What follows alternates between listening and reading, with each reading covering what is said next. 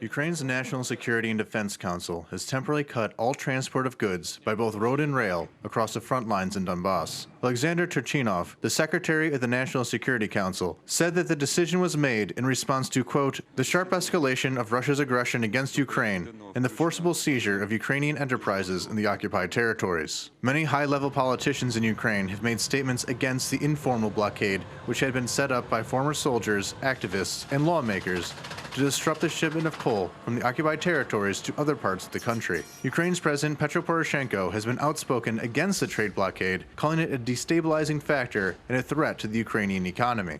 The negative effect of the energy blockade on the rest of Ukraine is obvious, and the blockade is unable to have any fundamental impact on the occupying forces. They are able to get everything they need transported from Russia across the hundreds of kilometers of unprotected border between Ukraine and Russia. They are also able to sell whatever they want to Russia.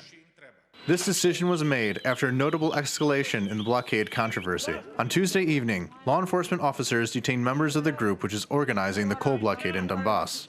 The group's Kryvyi Torets roadblock had been broken up the day beforehand, but its members have been released.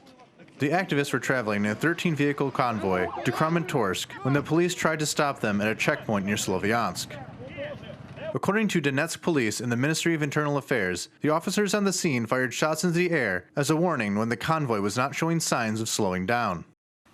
When the police tried to check the blockade supporters' documents, they refused, and a verbal confrontation erupted. This further escalated into a physical confrontation.